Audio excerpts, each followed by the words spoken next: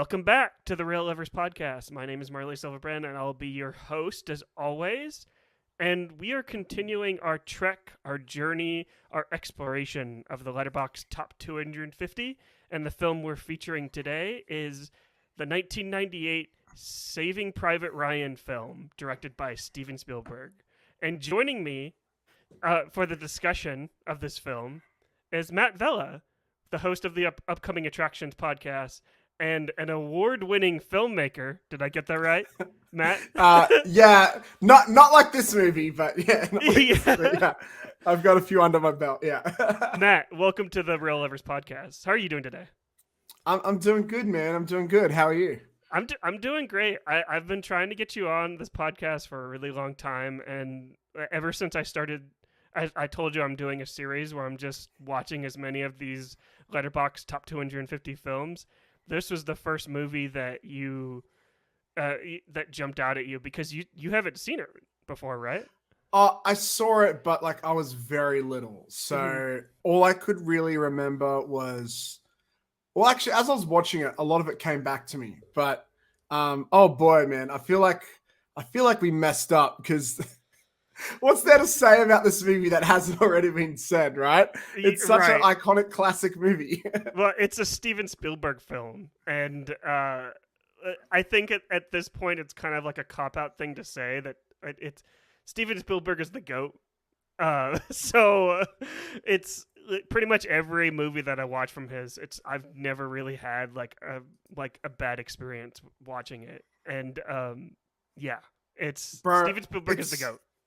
It's insane. Like you just look at his resume, and it's not only this movie changed this genre, this movie changed history, this movie did this, but on top of all that, like how many other directors do you know that can just completely champion and master a genre or multiple genres? Like he's done horror, killed it, sci-fi, killed it, family friendly comedy, adventure movies, killed it. War movies, killed it. Like what can't he do? Like, musicals, he's freaking he's done animation, he's literally done everything, and nothing has been bad.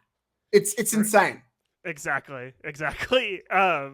But yeah, we'll get into our official review in just a few moments. But I always like to start off the show with what we've been watching. But Matt, since you're the host of the Upcoming Attractions podcast, I decided to put a little spin on this. So let's do what we've been watching trailer edition. Like if you've been watching any trailers. If you haven't, you can continue to like talk about like what else you've been watching. But since you're the host of the Upcoming Attractions, we might as well talk about some of the trailers that just came out. Ooh, that's a good question. Okay, so obviously this week the hype is about The Flash. We're getting the early screenings, and I think that's one of the coolest trailers I've seen in a while. I know a lot of controversy, I know a lot, but like we've heard all these rumblings about like behind the scenes, people have been like, it's one of the best superhero movies ever made. And I've been from the camp, this is all bullshit. This is just them trying to save grace. But now we're getting the early like reviews out, and people are backing that up. And that trailer is incredible. So that's blowing my mind right now. What other trailers are blowing my mind? The Ninja Turtles trailer looks really interesting. You got Seth Rogen basically doing Superbad with the Ninja Turtles, where the teenage Ninja Turtles are going to act like teenagers for once. And my boy Jackie Chan is Master Splinter. And the art style is very Spider-Verse inspired. Holy shit. What other trailers are really blowing me away? There's a new Jennifer Lawrence movie. I'm not saying it's going to be great, but it's called No Hard Feelings, but it feels like a throwback to like early 2000s raunchy comedies type thing. That's the one where she's not a prostitute, but the parents basically hire her to kind of this sounds really bad. They say dates, but I think they want the full experience type thing. Yeah, because the kid's like a nerd and I don't that trailer is to me is it's a little cringe, but just because it's Jennifer Lawrence, I know that she's gonna bring like a little something extra to it, and Yeah, part of you makes you go, Jennifer Lawrence, why are you doing this? Like, you are an Oscar-winning actress. This feels beneath you, but for some reason, that makes me feel like, look, she wants to step out of her comfort zone. She wants to try something new. Um, Look, I'm not saying it's going to be good, but it's definitely going to be interesting to see how that goes. yeah, for sure. Um, and of course, the one that I know you and me both want to talk about is Fast X, right? I don't know. I don't know if both of us. Well, I know you're a bit. I know you're big. You talk about Fast and Furious a lot on your channels. Yes. Um, Unfortunately, I do. But I believe you come from a similar camp to me. I think where it's like for me, well, I don't know about you. Sorry, I don't want to put words in your mouth, but for me, it's like I like seeing how dumb they can. I love it. I love how it's just dumb popcorn fun. Mm-hmm. But I am finding with the last few films, they're starting to like before it was fun to laugh at it, but now they're in on the joke and it's becoming less fun. And I like it when they take themselves too seriously. I want them to keep going. I like them to do like saving the world with cars is insane. I love that they think that's just like that's a normal concept, you know? I love seeing it get taken to the extremes. I don't have a lot of hopes for Fast X. But that was a good trailer, I suppose. It was definitely better than everything I saw from 9. 9 was pretty disappointing. Yeah, 9 was just kind of out there and just balls to the wall. This kind of seems like it's going back to its roots, and I don't know. I'm a fan, I guess, of Louis. What's Louis? It's a French. Oh, the director. Yeah. Oh god, the replacement Justin Wong. I'll pull it up. I can pull Justin it up. Lin. Sorry. Justin Lin. Oh, sorry, Justin. Sorry, wrong Justin. Yeah. I've been playing a lot of Street Fighter lately, and there's a player called Justin Wong. My bad. Louis Leterrier, I think that's his name. I'm just gonna butcher it, so it's cool. But I've only seen one of the Transporter films, and based on the trailer, it's very much a Transporter film because there's a ton of explosions, and I'm gonna reserve my judgment until I actually see it. But it's I don't know. I miss Justin Lin just being behind the wheel. I know he's still a producer, but it's very unfortunate that he had to leave. So yeah, so that director who is now directing Fast X, the reason I think he's such a good pick is he directed this movie called Now You See Me. Have you seen Now You See Me by any chance? I have not, unfortunately. Dude, it's so stupid. It's basically Fast and Furious, but instead of saving the world with cars, it's saving the world with magic tricks, which is so stupid. But it's got big blockbuster tentpole like movie franchise like freaking stakes. It's over the top. And that's what that franchise needs. So I have some faith, not a lot of faith, but I have some faith in Fast X. Yeah, I at this point, like I've said this before on my TikTok and just like the podcast, the Fast and the Furious is just like a family reunion with me. It's just I show up to it every single year. Maybe it's good, maybe it's not, and then I'll move on with my life. I love that analogy. Yeah. It literally is like a family reunion. You show up, you move on with your life, and you manage to sneak in the word family, and that's just chef's kiss. Perfect. Right. Perfect. But yeah, the trailer is fine. Like I'm here for Jason Momoa and Brie Larson, but yeah, we'll see. We'll find out like next month. It's out next month. It's soon. I think it's like 2 or 3 weeks, maybe. May 19th, I think. Yeah. Oh, something like that. Yeah. Yeah. Let me flip the question here. Are there any trailers or movies upcoming? Oh, I'm my most anticipated, by the way, is Dune 2. Like that's Yes, please. Well, yeah. Yes, Since please. you just reversed the question on me, Dune Yeah. Part 2 is that for me. I was not really the biggest fan of Dune Part 1. I kind of fell asleep in the theater. I will shamefully What? admit. I will shamefully admit. What? I just didn't hit. I just did not like it. For some reason. It just wasn't for me. It was very slow and just I don't know. I felt like it was half a Wow. film. I felt like it was half a film, which it definitely was because there's two parts. Yeah. I So mean, you're not wrong. yeah, I don't know. And it felt like it just ended like it just cut off. Like I expected like some big conclusion and something like that, and it just ended. And I don't know. Doom Part 2. I'm loving everything so far from the marketing. I think it's really great. But another trailer that just released, I think it was yesterday. Black Mirror season 6 Ooh, on yes. Netflix. Yeah. I've been anticipating this show for the longest time after that really awful Bandersnatch Black Mirror. Yeah, I wasn't The crazy about Bandersnatch, yeah. the interactive video game, quote unquote video game that It was a cool experiment, but it was it's not Black like, Mirror. It's yeah, not Black Mirror. yeah.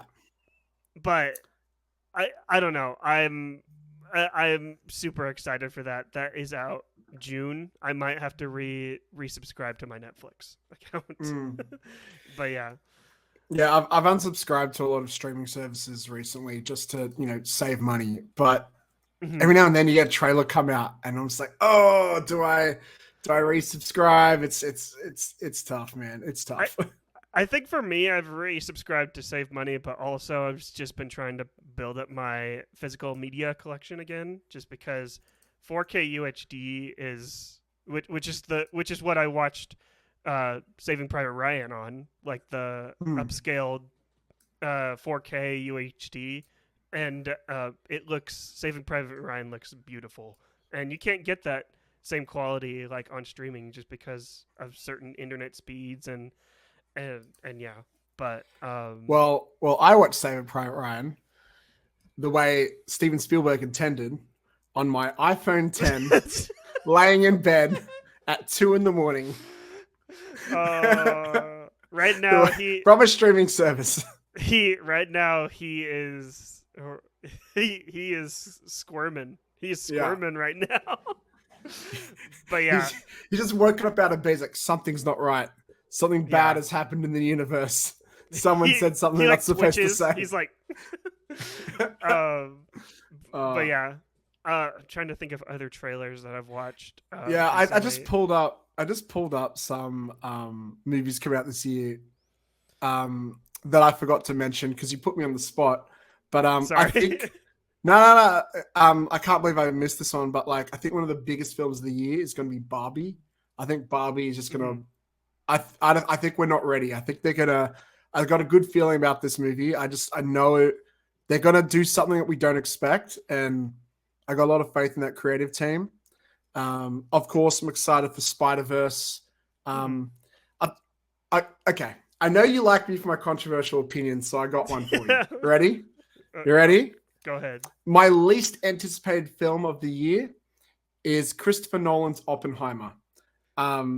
I believe Nolan's like biggest weakness is like dialogue and characters, and this is based on a true story. It's like there's not a lot of like, I guess there's a bit of drama. It's about creating nuclear weapons and stuff, so it's kind of dramatic.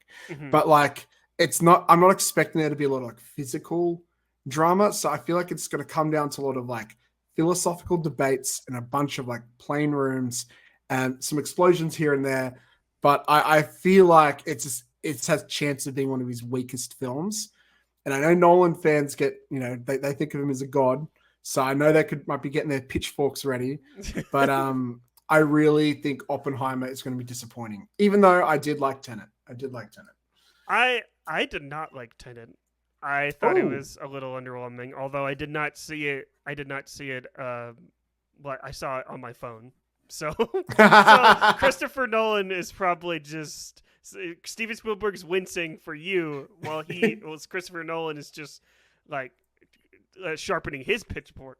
Yes, So that's amazing.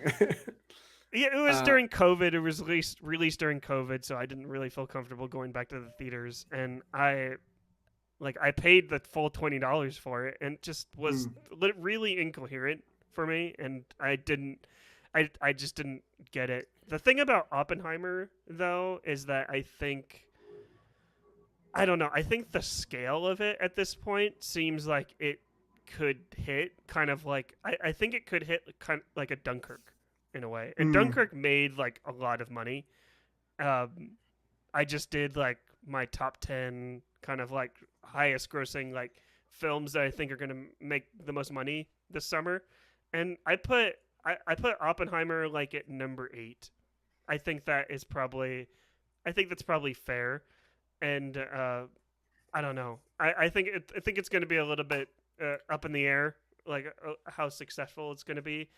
I am just worried about Oppenheimer because there's a countdown clock on the Universal Pictures YouTube channel, like counting down this movie, like the atomic bomb. I'm just like, is Christopher Nolan gonna kill us? And I'm like, is this gonna end? Is this movie gonna end cinema and the world that we know? And I'm like, is some there's some merit to your theory, because Nolan is always about like what. Oh, there is some merit. Have I frozen? You're kind of breaking up a little bit. Not sure what happened there. Okay. It's cool. I should have. All right. Should I do a speed test? Maybe. Is it me?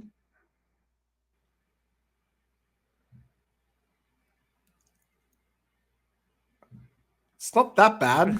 I could still hear you. All right. Okay. So I'll just go from there. Yeah.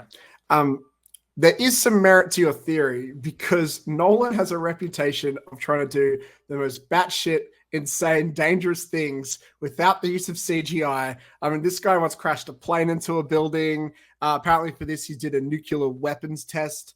He's like had planes, like what are you doing? Dark Knight Rises, like cut a plane in half in midair or whatever. Like, so him trying to like, kill us all with the countdown clock. I'm not surprised. He would do it. He's that crazy.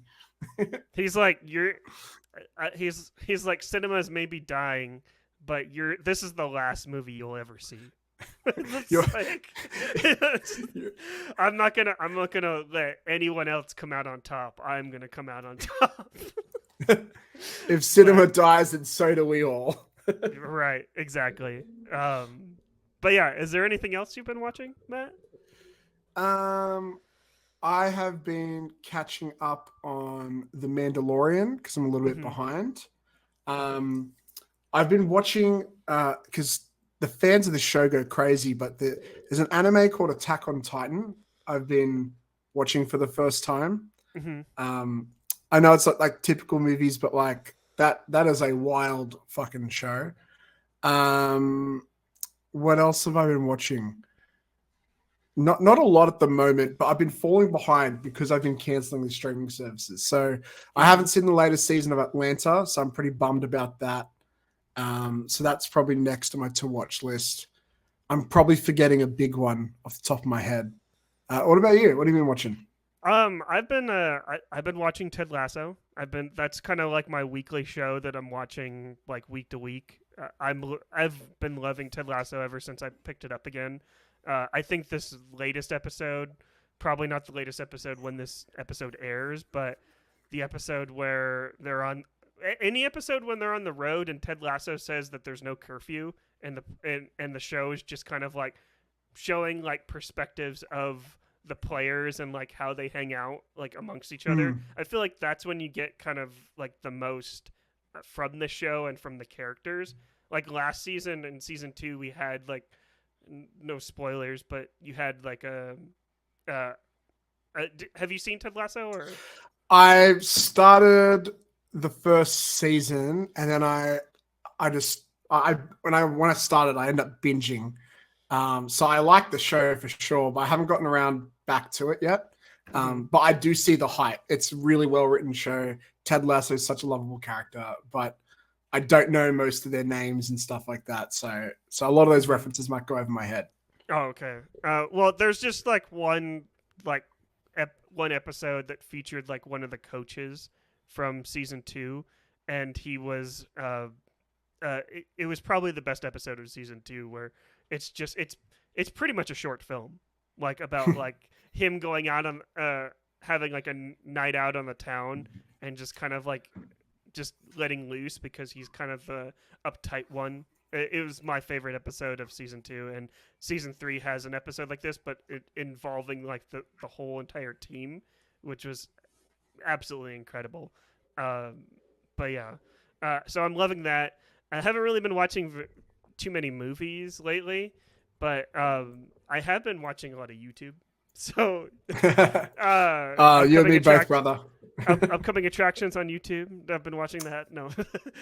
Thank you. And then I've also been watching a YouTube channel called Cinema Therapy. Just giving them a shout out. Cinema Therapy is a YouTube channel where basically two wonderful gentlemen talk about movies. One is a therapist and one is a filmmaker.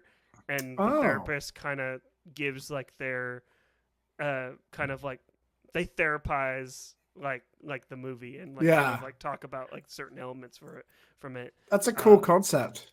Yeah, it's a really cool concept, and one of my favorite episodes is when they did Everything Everywhere All at Once, and the entire video is basically them kind of like going in and out of different universes where they're a cartoon. It's really well edited and really well produced, and I've noticed that a lot of YouTube channels, like when they talk about Everything Everywhere All at Once, there's always like this like multiverse thing that's happening like in the video where they're kind of like, now we're, I don't know, like if we were doing it, it would be like the Short Lovers pod. I don't know, you know what I mean? It's just like it keeps. And we got hot dogs on our fingers, and yeah, exactly. Yeah. Which I think is really great that a movie like that can kind of like inspire like all these other universes. But that's pretty much all I've been watching. Cinema Therapy on YouTube, and then Ted Lasso. That's cool. Yeah. Top of my head, I guess. Been really liking the new season of South Park. I feel like it feels like they've gotten back to their roots a little bit. Mm-hmm. I saw the Mario Brothers movie the other week, actually. We haven't covered that on the podcast. That was my most anticipated film of the year because I grew up obsessed with Nintendo, and that delivered. It was fun. Like, obviously, like I get the big debate right now with Rotten Tomatoes is like, is there a reason for critics? Because the critics were like, it's okay, and the fans are like, it's the best thing ever. But I think the thing is like critics are watching movies for different reasons than the average audience thing. So whenever I see people saying like, how dare this get a bad review? It's like, well, you're both looking for different things. Like me as a fan, if I go to watch Mario, I want to see the Koopa Troopers and I want to see the Mario Kart and I'm getting my little references and that makes me fun. But if I'm being paid to go there and review a movie, I want to be like, oh, well, the third act structure is weak. And, you know, the average film person isn't watching with that in mind. So that's a debate going on right now. I just think it's so dumb, personally. But I love the movie. It was fun. Yeah, I personally think that the Rotten Tomatoes, like, just the way people hype it up, especially online on social media, I think is a little is real dumb. And like I just want people to just actually read the reviews that like from the critics, because like if you like, yeah, this critic score is actually low for the Mario Brothers movie, but if you click like it's saying that like 400 people reviewed the Mario movie, and you click each review, you can actually see like how they actually felt about it instead of like a number that is representing like an entire group of critics. Oh yeah. Yeah. Which is why I like Letterboxd more than Rotten Tomatoes. So I'm hoping Letterboxd can That's fair. yeah. But I don't know. For me personally, oh, sorry, go on. No, go ahead. Go ahead. Oh, I was gonna say, for me personally, it's like I have this really love-hate relationship with internet fandoms because I tend to not agree with stuff. Like, I think it's for me because I come from a filmmaking background. I often think like a producer, and I have these DMs with a mate of mine. We argue all the time, and because he'll be like, "Oh, well, Sony's making a Venom movie, and it's going to be great because it's got this character in it, or whatever." And I'll be like, yeah, but from a producing standpoint, it's a dumb concept. You can't just slap things together and say it's good. Now, it's a lot of Marvel fans, they just need an Easter egg and they're happy or whatever. And that's fair enough to them. But like, I find I end up tending to agree with critics a lot more than I do audience scores. This is one of the few times where I don't. So sometimes it's funny, like when you just see, I see these people on TikTok and they'll be like raging, like, how dare it get this review score? And I'm sitting there just quietly like, oh, well, I think they raised some good points. And I'm trying to get better at not arguing on the internet. So I keep my mouth shut more. I try and keep my mouth shut more, which is hard. I do the exact same thing, but I have a big mouth and I have a podcast. So it's like, but it's what podcasts are for. Yeah, exactly. It's just unleash your rage onto the internet. Well, for most of us, but I think the funny thing is like with Rotten Tomatoes, if I see a low score, I want to see the movie even more. Like that's like because I want to know like how bad this movie is. Like if the critics hate this and the audiences love it, like is it actually a good movie, or is it just like a meme movie or something like that, like Minions, Gentle Minions, or exactly. If the critics hate it and the audience hate it too, then like, is it really that bad? Is this like, like I have to know? It's like that curiosity, like part of my brain starts clicking. But the curiosity part of my brain's really clicking for Beau is Afraid. I haven't said. I don't really want to say it. It's so good. I'm not a fan of Ari Aster, which I know is heresy. A lot of people love him. So I was never interested, but I love seeing what makes you want to see it is how people are they're freaking out about the ending. And like people saying it was so good until this part. And I'm just like, what the hell happened? I would need to know what's getting this such a visceral reaction from people. That's super like interesting to me. And I guess to tie this to today's topic, because I'm sorry we got on long about this, but it's cool. It's cool. Something I always tell my co-host is like middle of the road movies are the best movies to talk about because they got good things to talk about and they got bad things to talk about. Movies like today's subject, Saving Private Ryan, these episodes, in my opinion, are the worst episodes because, of course, we're going to say the cinematography is great. Of course, we're going to say the acting is great. You can't criticize it, so there's less things to have a conversation about sometimes. So I realized I fucked up messed up. Am I allowed to swear? No, you could swear. You can swear. All right, cool. All right. Fuck, shit, cunt. Yes, okay. I feel like I fucked up when he was like, oh, which one of these movies do you want to pick? And I'm like, well, I haven't seen this in a while, so I wouldn't mind seeing this. And then like I'm watching the movie just last night. I'm like, fuck, I know you expect me to probably have some hot takes, but here's the hot take. I have no hot takes. Like it's a masterpiece. Like I'm not going to come out here and be like, well, Steven Spielberg, what was he smoking? Saving Private Ryan is trash. Like, of course not. It's a revolutionary film. So, yeah. well, thank you for the nice segue. Without further ado, let's get into our review of Saving Private Ryan. All right. You guys just plank out here for a while. Let me get this goddamn hitchhiker out of my boot.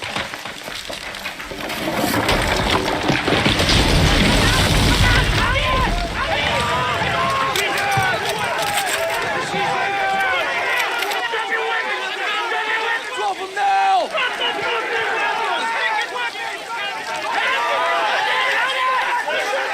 I'll shoot you! Drop!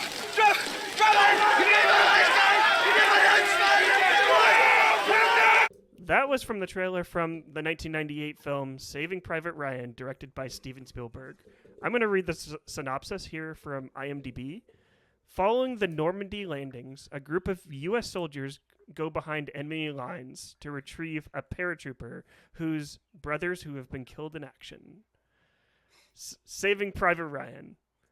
It had 11 Oscar nominations in 1999. It walked away with 5 of them, and infamously, it should have won Best Picture, but Yes. Shakespeare in Love won instead. Matt, Yeah, since you're the guest here on the podcast, what did you think of Saving Private Ryan? Oh boy. Well, as I said, masterpiece. It's funny, like as I was watching it. So, for context, I appeared on another podcast not long ago called Clear Tinted Classics. Shout outs to them. And we talked about another classic film called The Maltese Falcon.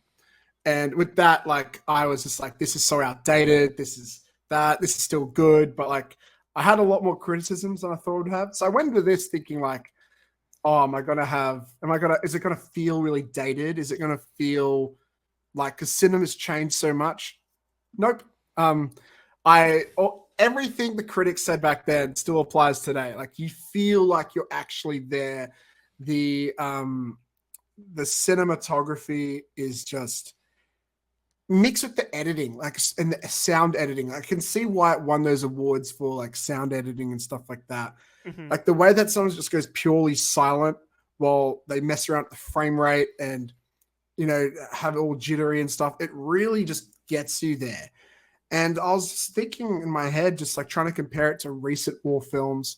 I thought of Dunkirk. I thought of 1917. I thought of Hacksaw Ridge.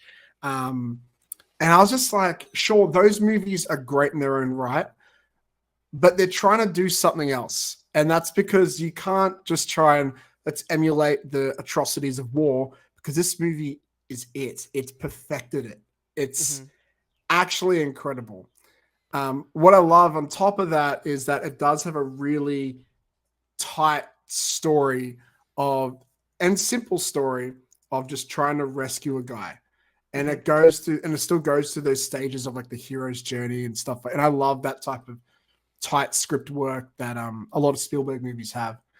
And so it kind of just becomes this perfect storm of like these incredible action sequences with just masterful like moments of like real human connections between the characters. And I just absolutely love this movie. Hey, what about you? What are your thoughts? I really love this movie too. I haven't seen it since I want to say like freshman year in high school, which is years ago, like multiple years ago now that I think about it. And the first time I saw it, I rented it at I picked it out at the library because I just saw it and I was like, oh, I want to check this out. And it was huge. Obviously, I'm a huge Steven Spielberg fan. Like I love pretty much every single one of his movies, and I'll watch anything that guy makes. And I was enthralled by it the first time I saw it. On a rewatch, I was actually surprised how much I remembered. Like same, like maybe it's because I'm talking about like the Normandy shot, like on the Omaha beach, like that entire scene has been done to death in pretty much every single World War II like movie, and like it's drilled into our brains in like video games and movies, like everywhere. But like even like the way like this movie like flows within the story, like it felt like I was just kind of like picking this movie up like where I left off. And I don't know, I just thought like all of like the character moments were really great. The cinematography, it won for best cinematography by Janusz Kaminski, and I think that the way this movie is shot really really inspired a lot of other cinematographers that were shooting like war movies, because before this movie came out, like there was the way war movies were shot were kind of like documentary style, This was kind of like the first film to kind of use a lot of medium shots and close-up shots where you're kind of like I'm sure Steven Spielberg wanted to make sure that like the audience was in it with like these soldiers and to kind of like show like the hard times of war and just like what they were going through. You see like war is hell, like in every way possible. Sorry, that was long-winded, but no, I just piggybacking off that. I read something online about I think Spielberg and his team were talking to veterans, and because originally they weren't gonna apparently his original vision wasn't to make it so grim. It was, I kept seeing a reference to another movie I hadn't heard of before called A Boy's something. I don't know. But what he, after speaking to veterans, he a lot of them were saying, don't glamorize it. War is, it's hell. And someone made a comment that like everything was really blurry, and not because like vision wise, it's because of all the explosions and the sand was like picking up. So there was lots of like grains of stuff everywhere. And apparently that really, I can tell that must have really inspired him with the cinematography and the production design, because when it gets all shaky during those war scenes, like that is a lot of it. And that's him trying to put us there in the moment. The shaky cam, like again, the frame rate stuff, it's pretty revolutionary. And you just see it memed and parodied and copied to death. Something else I read, which really blew my mind, is apparently when they tried to screen this on free-to-air TV, they actually increased the saturation of the color grade quite a bit because they were getting complaints of people saying, oh, there's something wrong with our TV because it's so gray, there's like no color, which just goes to show how revolutionary and unique it was for him to desaturate the colors so much, which today seems like the standard practice. Like you put it, when you're editing a video, maybe you're cutting in Premiere, whatever, throw in DaVinci Resolve for your color grade and you start desaturating your colors, you start playing around with the vibrancy and all that stuff. But back then, like that wasn't really, it wasn't even a trope. It just wasn't a thing people did. And so to have such a unique color palette that was so unique that people thought there was something wrong with their TVs, that's mind-blowing to me. That's crazy. How do you come up with that idea? That's insane. And I would love to see what those terrible versions of the movie is, where they've completely changed the colors and everything. It must be terrible, but that like, just blows my mind. It's like the movies being presented on those TVs, like at Best Buy or like an electronics store, where they're like the color saturation is really well like pumped up to get you to buy the TV. It's crazy. Like I think like I know we're just gonna be like just stroking Steven Spielberg like for like the next hour or something like that, but he deserves it. I think he's the goat. He's the goat. But I think one of the things that I did really like about like this film that I didn't really remember like back in the day is that there's like the scene where it was like after like the Normandy like beach like scene, and the film cuts to like America, and and I kind of like seeing like the effects of war like on the opposite side of the world, and just kind of seeing like them kind of like talking about everything that's going on. Everyone's all like buttoned up and like looking all clean, and they're like making decisions for these men. They're like actually in the shit. And I think Steven Spielberg having like this, just like the way he uses colors, like in that scene, to make it kind of like washed out, and just kind of like these people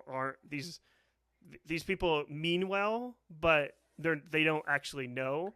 I thought it was actually really brilliant. I didn't really remember it like when I watched it like when I was in high school, and like seeing that like aspect really was really strong and powerful for me. Yeah, I actually rewinded it just to double check, because the transition from the war to back in America was so smooth.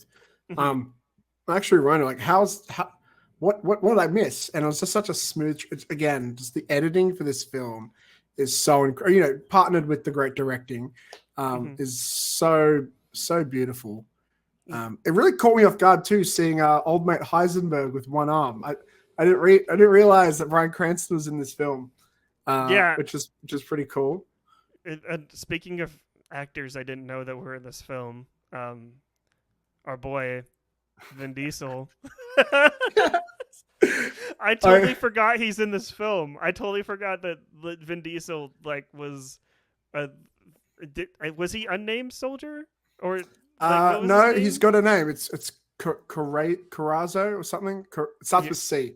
Carranzo, something like that. And I think he's pretty good in it. To be honest, he is.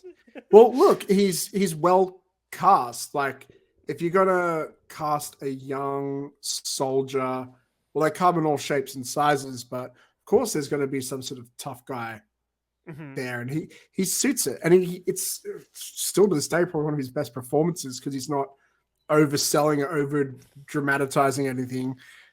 He's trying to be. He's doing natural stuff. Apparently, he was cast off this. He'd only done 2 roles before that, and Spielberg saw him in an indie feature. I can't remember the name of it, but it just makes you go, damn, what was the movie that convinced Spielberg to put Vin Diesel in Saving Private Ryan? I've got to watch that, whatever that is.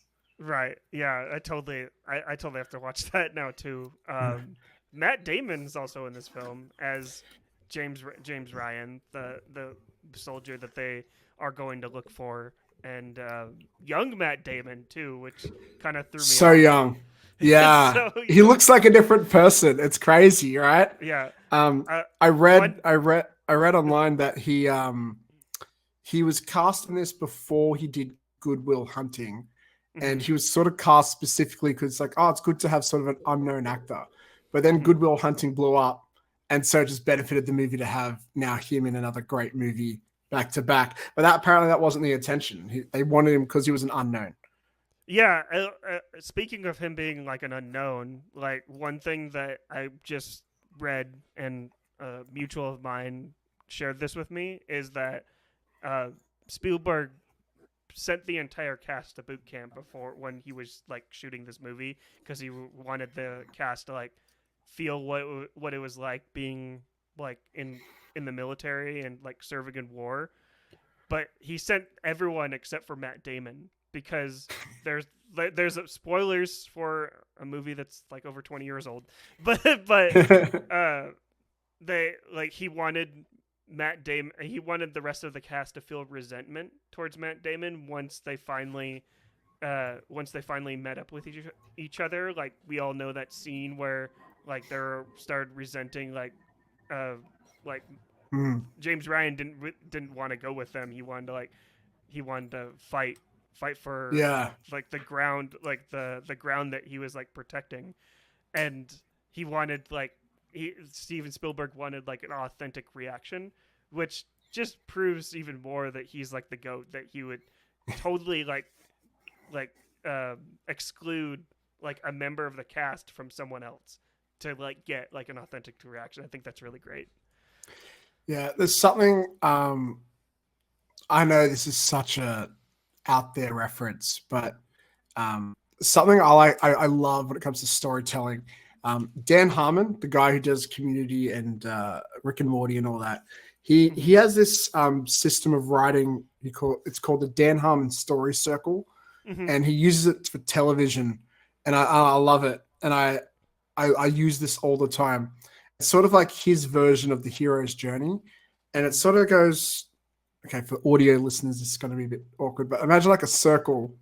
But once you hit like the bottom of the circle, that's like your character achieving what they want.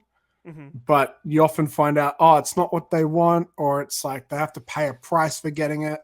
And that is Matt Damon going, no, I want to stay here and fight. We have to earn it type thing. And that sort of like brings it back around. But ever since like I've learned about that, whenever I see that done well in movies, I can't stop noticing it now. Movies and TV shows. But when I see it done well, I just get this level of like inspiration, and I get really Like, I just really admire that. And this is like the best one.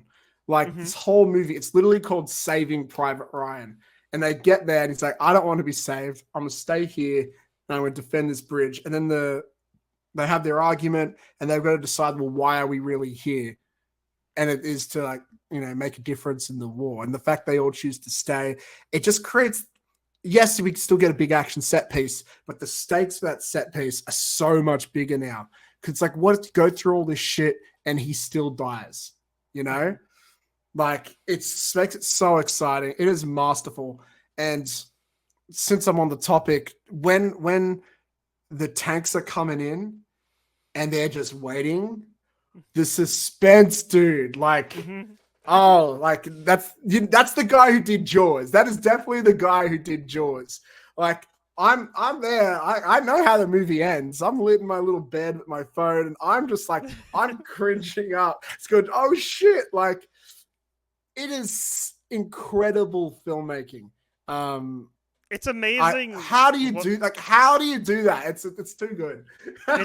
It's amazing that a director can, like, create suspense for someone even on multiple rewatches, and you know it's gonna happen. Like, that's the sign of, like, a really good director, that will, like, I already know it's gonna happen, but, like, I know, like, I'm still scared.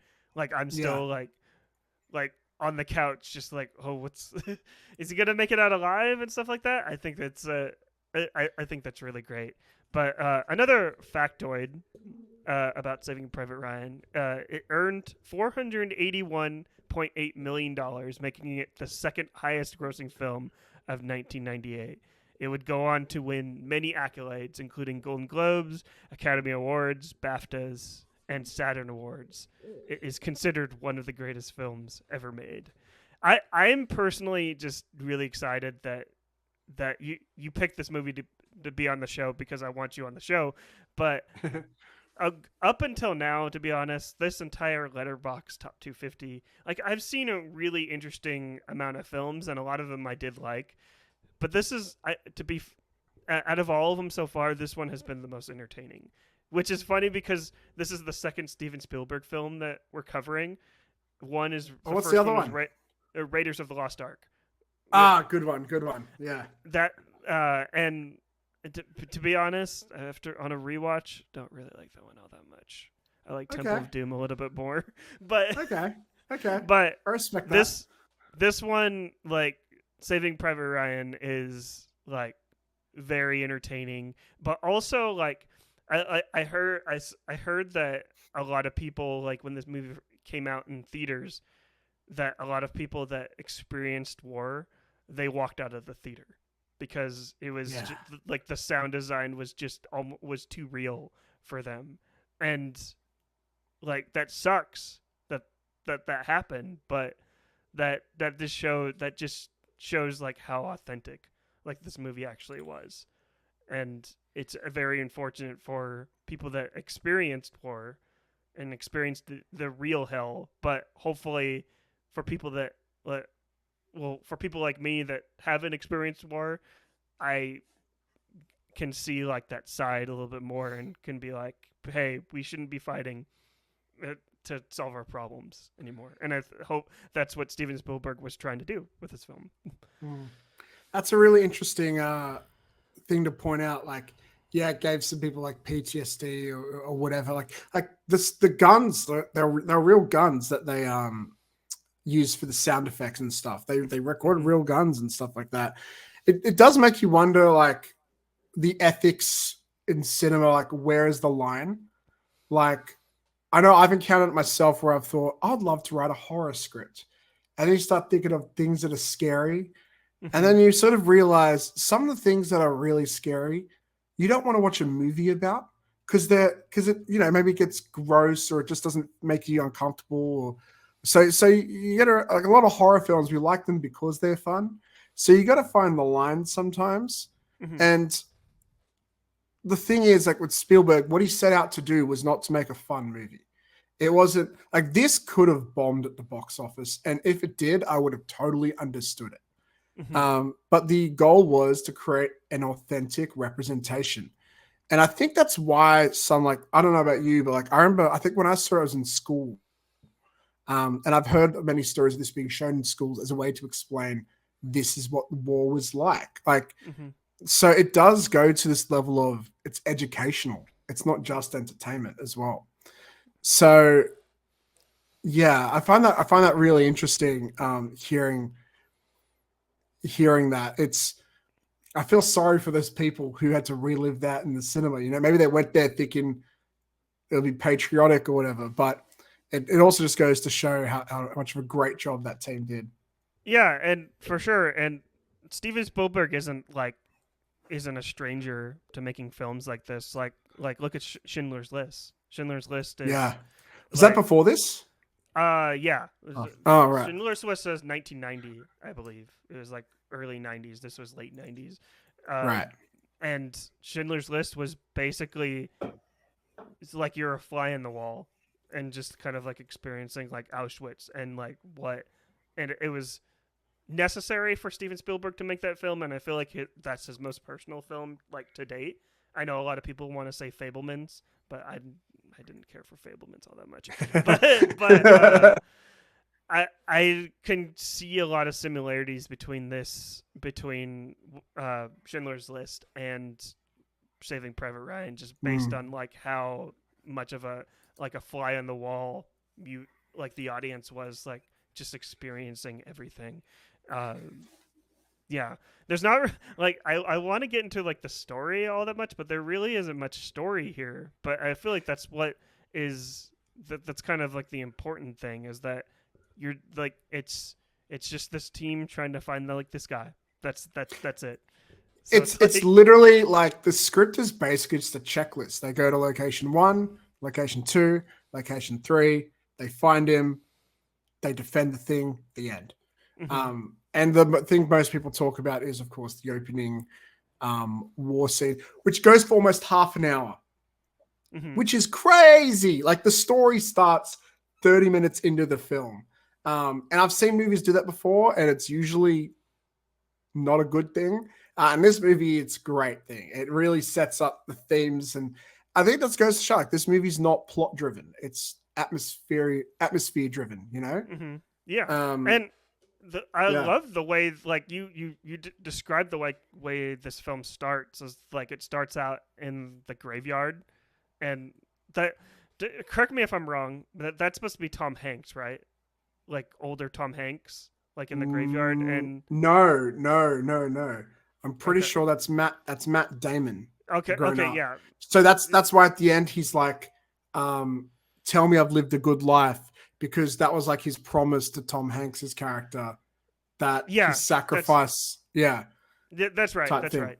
Yeah. But yeah, I love like that transition of his eye, and it zooms in on his eye, and it's like we're reliving his memories, which is it's such a beautiful transition to just be like, obviously this guy is experiencing PTSD at this time, Steven Spielberg is kind of letting the audience in on like what this guy is experiencing and like what he experienced. I think that it's a beautiful transition. Unfortunate that he experienced that, but I just think it's a great way to like introduce the film. Oh yeah, it's, you know what, the intro reminds me of Titanic in a way. The way that it starts off in, there's an older person, you go back in time. Do you want to hear a mind-blowing fact that I read on Wikipedia? So maybe it's not true, but it's kind of crazy for me. The original script was, obviously was shopped around, and before it was attached with Tom Hanks and Spielberg, the original director was going to be Michael Bay, apparently. Imagine how different that would have been. It'd be a Pearl Harbor at that point.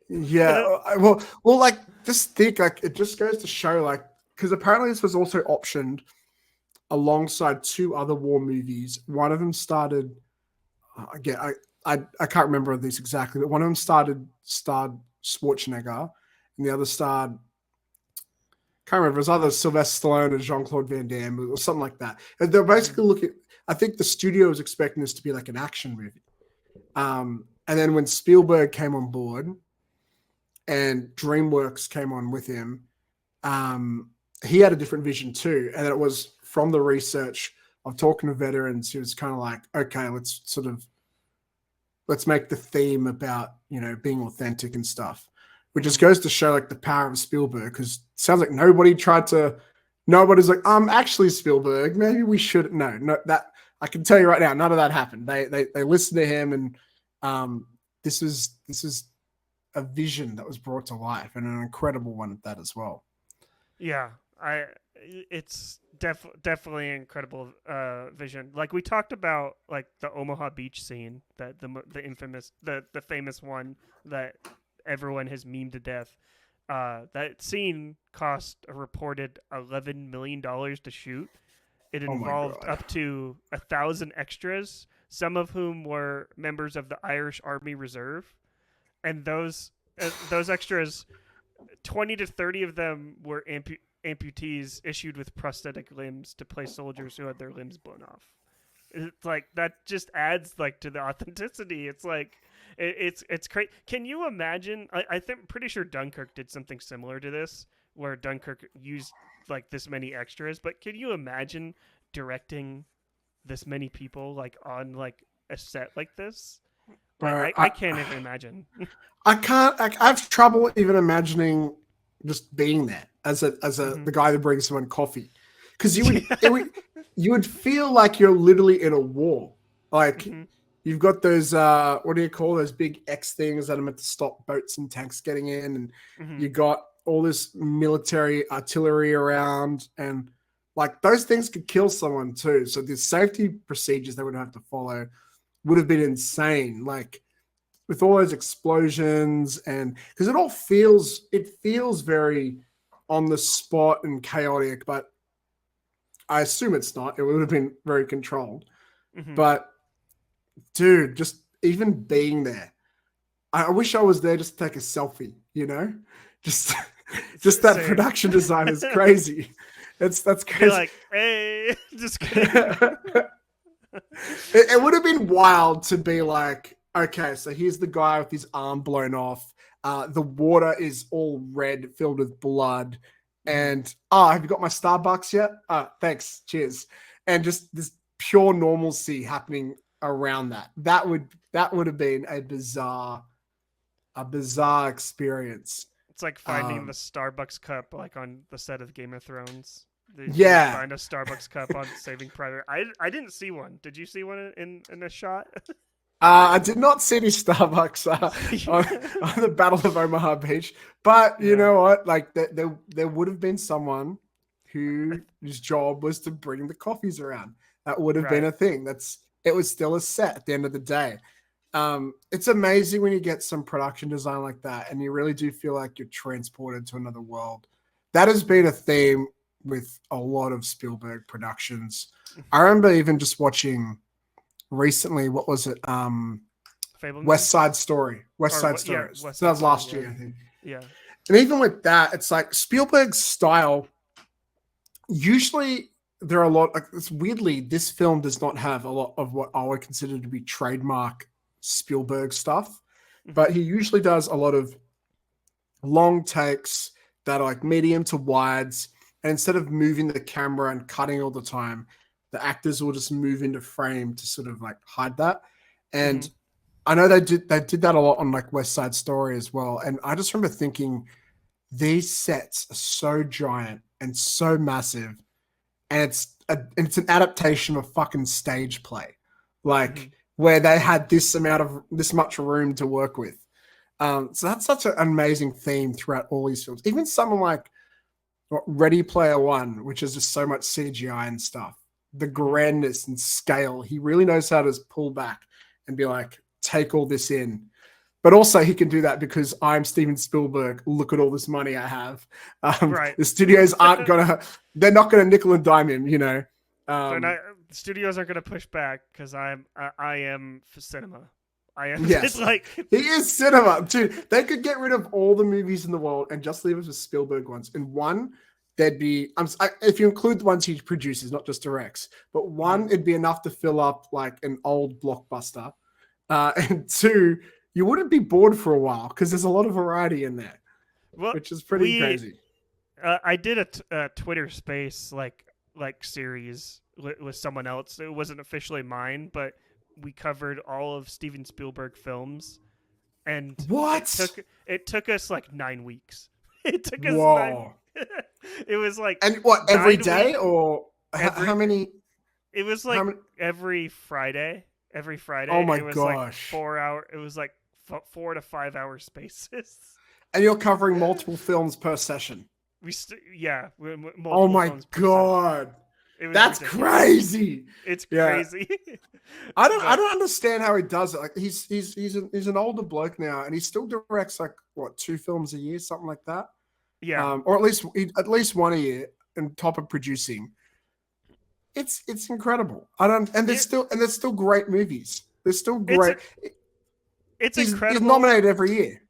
It's incredible, but the thing is like he did not need to be nominated for Best Director this year for The Fabelmans. Oh yeah, sorry. I thought you were going to say for this movie. I'm like, hold on a second. No, it's like I'm just saying like since we're kind of like honoring Steven Spielberg a little bit at the last part of the podcast, just because that's what we should do. I think like what the Academy Award should do is just give him the Lifetime Achievement Award and just be like, you're not getting nominated anymore, because it's like at this point, have someone else get nominated and fill the Steven Spielberg spot, or make it the Steven Spielberg Award for best directing or something like that. I love that. I don't know. It was wild this last Oscars because he had a few noms, but you just saw like Everything Everywhere All at Once, who were a bunch of first-time filmmakers cleaning up. And then what was the other film that was cleaning up this year? It was another war film. It was All Quiet. Was it All Quiet on Western Front? Yeah. And just left, right, and Spielberg just standing there. But like, he's not upset because he's like, I've got 100 of these. That's okay. Right. Yeah, he's got an entire closet full of of Oscars and awards, but yeah, that's pretty much all. Look, before we wrap up, let me throw something at you. Okay, I've got an idea. Since this has turned into a Steven Spielberg podcast, it turns out you are basically a Steven Spielberg expert who's done all these Twitter spaces and stuff. Do you have a top 5 Spielberg films? Oh, you're gonna have me rank them? Because that's what we did. Doesn't have to be ranked. Okay, doesn't have to be ranked. You can. They could be just maybe 5 of your favorites, maybe. Okay, so obviously Schindler's List is on there, and then this film, Saving Private Ryan, for sure. I got a lot of shit on that Twitter space for putting The Terminal on there. I really like The Terminal. I like The Terminal a lot. With Tom Hanks, right? Is that the one? With Tom Hanks. Yeah. I just like a lot of like one location films. And I understand it's not his greatest film, but I personally love it. So it's like I love The Terminal a lot. I think it's really great. I think it's kind of a sweet film, and I think Tom Hanks does have a really good performance. Then I would throw Tintin on there. The Adventures of Tintin. I used to love reading Tintin as a kid. I still haven't seen the movie. I really need to watch that movie. Steven Spielberg, he used to read Tintin as well, and he said he was inspired to direct Raiders of the Lost Ark. Like Raiders of the Lost Ark pulled heavy influences from Tintin. And then I did not know that. And then when Weta Digital, or Peter Jackson's production company, Weta, said that we're working on Tintin, and they reached out to Steven Spielberg to direct, he said yes immediately. And there's so many shots within Tintin that are very Steven Spielberg-esque, that are it was almost like, because this was kind of one of his first animated films that he's ever directed. And I love that he kind of had like free reign to kind of like put the camera wherever he wanted, but still kind of throw it like his like his type of shots like in there. And then That's cool. yeah, and then shoot, what's the last one? I can't. And then I would put Temple of Doom in there. I would put Temple of Doom. That's my favorite Indiana Jones. I don't like 3 as much, and Raiders of the Lost Ark, in my opinion, just does not hold up. But that's a whole other podcast that we did already. Go listen to that one. But Throw the plug what's in your there. what's your top 5? Oh shit, dude. Fuck. Okay, well, I'm not as much of an aficionado as you. I haven't even seen Tintin. But look, Jurassic Park, obviously. Fuck it. I want to put this movie in Saving Private Ryan. I really like. There's got so many movies. Here's the thing: I didn't grow up with Indiana Jones. I grew up with The Mummy. So, like, when I end up watching Indiana Jones, I was like, oh, it's just like The Mummy but older. And so I don't get that nostalgia for it. Right. Jaws, I guess Jaws. I can't believe I didn't say Jaws. That being said, I feel Jaws, like this might be controversial, but I feel like Jaws is starting to show its age a little bit. Like it's still really masterful, but I disagree because I recently saw it on IMAX. Remastered. I haven't seen it. It still holds up. It still holds up. That's cool. Yeah. As a kid, I really liked Hook, but I haven't seen it in a long time. I really liked Minority Report. This is hard. There's so many good films. Yeah. Even I know this is a weird pick, but I remember watching The Post and being particularly impressed with it. And I know that's a very small scale film, but I enjoyed it. Look, I'm not saying like don't drop everything and go out to watch it. It's not going to change your life. But that's an underrated Spielberg one, I would say. Yeah. I thought you were going to come out with a hot take and be like War Horse. So I haven't seen War Horse, but you know what though? He's executive produced just so many films that are also influential. A lot of them I've only seen recently, which is like would piss off a lot of people. Like I saw The Goonies for the first time last year. I saw Back to the Future for the first time just a couple years ago. For the first time? Yeah, as a kid, I didn't grow up with like parents or friends who are big movie lovers. Like I fell in love with film, I guess later towards like maybe my early 20s or like late teens. And so when I start to go back, I have a lot of like missed films there because so like I've weirdly become this big aficionado of like early 2000s films and shit. I suppose so, because that's like when I started really getting obsessed. But yeah, that's cool. You know what? I like that. I wasn't like shaming or anything, because that's like one thing that I like to do on this podcast is don't shame people for seeing movies. Which is the whole reason why I did like this series, is because like the Letterboxd has like a percentage of how many, like when on the top 250 they have a percentage of how many movies you've seen. I've only seen 3%. I've only seen 3%. And yeah, so I'm like, I obviously haven't seen a lot of like the movies in the top 250, and like that's why I'm doing the series, just trying to check off the box. It's a cool idea, man. It's a great way for you to like get those movies crossed off your list and also create some cool content. So yeah, for sure. I love that, man. But yeah, what's the last Spielberg movie? Oh fuck! Thought I got out of it. Can I just say The Lost World? Nah, that can't be The Lost World. It's The Lost World. You know what? I'll say one that people aren't expecting just to be unique and special. Minority Report. That's a good one. I think that's my most rewatched Spielberg. Really? For sure. Wow. I find like the world building is really interesting in that movie. Mm-hmm. Yeah. I haven't seen it in a while, but like there's so many aspects of that film that just stayed with me. Mm-hmm. And I got to be honest, like much like this movie, Schindler's List, I know I've seen it, but I can't remember it very well at all. So that's why I hesitate to put that on the list. Right. But I know it's a classic, so yeah. I've seen it recently, and it for the first time, actually, like for the very first time, and it knocked me off my feet. And it's it's it's necessary for everyone to see that film. Like That's a big thing to say. Wow. Yeah, it's like it's incredible filmmaking. It's really great. But back to Saving Private Ryan.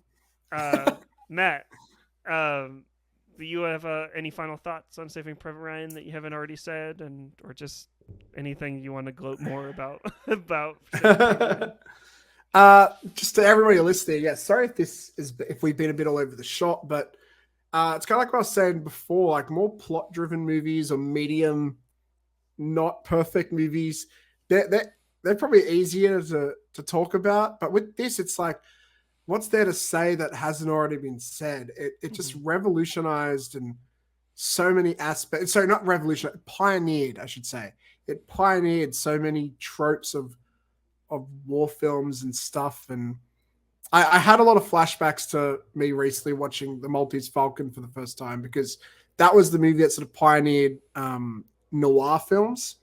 And like this sort of like, I know it's not the first war movie, but it kind of like, it set the blueprint for like, this is how you show war. And it's crazy to see how those things are still affecting war movies today. It's that good.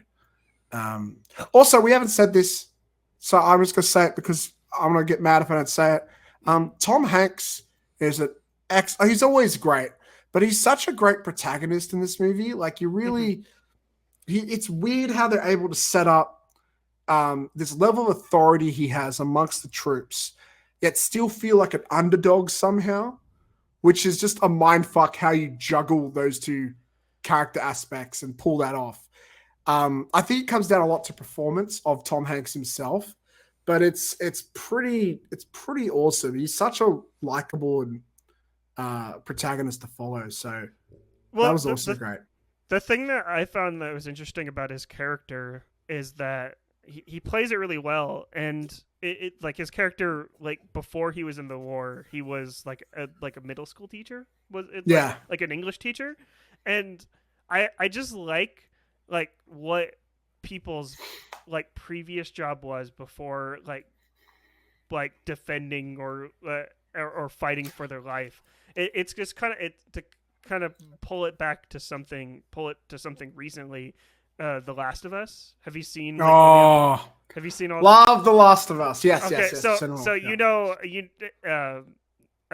Melanie Lewinsky's character in The Last of Us, how she used to be kind of like I see her character kind of like a soccer mom or something like that, but like Apocalypse, she is like the leader of like this tribe.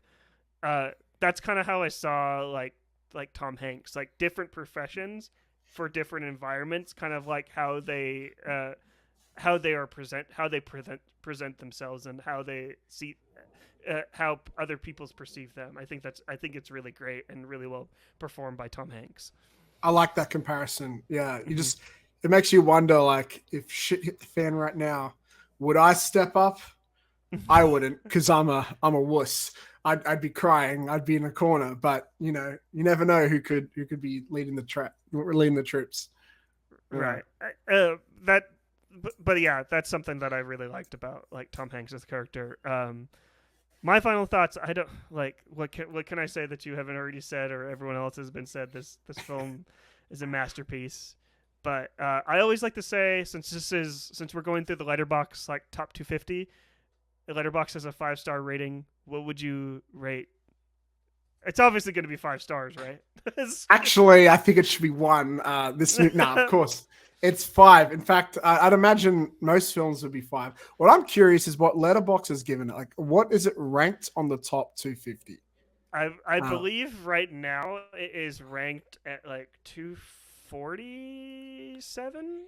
So it's low. Yeah, it's it has like a 4.2 average, actually. What are the criticisms? I want to know. What are the yeah. criticisms? Who's Well, talking shit on Saving Private Ryan? It's Letterboxd. That's like I love the website, but it's just there's a lot of discourse everywhere. I just want to say, That's a great response. It's Letterboxd. I'm giving it 4.5 stars. It for some reason for me it's hard for films to get 5 stars, but I 4.5 with a heart. Like I like this film a lot. I think it's incredibly like inspirational for the films that came after it, and it's a really great film and my favorite film that we've covered so far. I'll say this. It's not my type of film. Like, it's not the film that I would pick out to watch down to my personal taste. But I want to give it 5 stars because, like, it knows what it's setting out to do and it achieves it with flying colors. Like, if I was to put this up against one of my, I don't know, favorite guilty pleasure movies, I might have the rating lower. But I do like it when I see a film, like, it knows what it wants to be and it just goes for it. And yeah, that's really great. I think for me, the reason why it's 4.5 is that I found this film very hard to watch sometimes just because of the violence. Understandable. Yeah. And I like, especially like living here in America too, with like gun violence and stuff like that. It's seeing guns like on screen. It's become very hard. And I feel like back then I would have said 5 stars, but now since it's like America's like this war torn like country. Wow. That's crazy.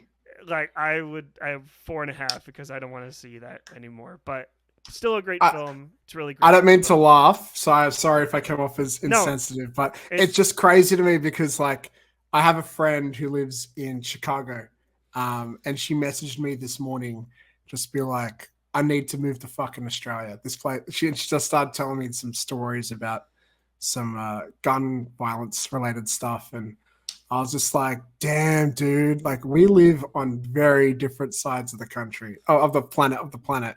It's yeah, like when I see guns, I think of movies and video games. I don't think of real life. So I can't imagine that sort of shit, dude. That's wild to me. It's funny that Americans are willing to deal with deadly insects and bugs and not trying to hate on Australia, but I'm just saying you got some pretty scary bugs and creatures out there. All right, look, because you're my friend, I'll let you know on a secret. That is just a myth we put out there to tell people to stop coming here. The spiders, we didn't have spiders. They don't exist. That's not true. That's not true. We have some scary stuff. We do have some scary. You know what though? Like to me, I guess we do have some crazy stuff, but like I'm so used to it that like it doesn't seem that insane to me. But every now and then, like I'll have an American friend send me a photo. They'll be like, "What the fuck is this?" And I'm like, "Oh yeah, you just see them in your drain sometimes. Like it's not a big deal." And they'll be like, "This could kill you." I'm like, I think you have bigger things to worry about. I just don't like spiders. That's my thing. But no, me too. I'm a little bitch. I live here. I live in the home of spiders, and I don't like them either. I scream like a little girl. But stay tuned if you don't like spiders to what we'll be talking about next week here on the Real Lovers podcast, the Letterboxd series. What a segue! But before I reveal the next film, Matt, where can people find you online? Oh, you guys can find me on TikTok and Instagram at Vella Matt. Also, if you want to follow my own filmmaking endeavors, find Vella Matt Films on YouTube. I also have a podcast called Upcoming Attractions. We're not super active these days, but every now and then, if you want to hear some crazy opinions about some upcoming films, you can check us out there on TikTok and YouTube as well. Definitely go check out what Matt's doing and the Upcoming Attractions podcast. All the links will be in the description down below. or whatever, if it's off to the side, wherever it is, wherever you're listening, you can listen to the Real Lovers podcast anywhere where you listen to podcasts. You can follow me at Marley Loves Film pretty much anywhere where you can post a video or write. I'm at Marley Loves Film pretty much everywhere. Letterboxd, Twitter, Instagram, TikTok, YouTube. Follow me there. Let's talk some films. Next week on the pod, we are going to be talking about the 1971 film The Devils, directed by Ken Russell. Ooh. Yeah, I don't know that one. I don't know it either. I haven't seen it, but here's a synopsis here from Letterboxd.com. A dramatized historical account of the rise and fall of Urbain Grandier and a 17th century Roman Catholic priest accused of witchcraft following alleged demonic possessions of sexually repressed nuns. Ooh, that sounds metal. That's metal.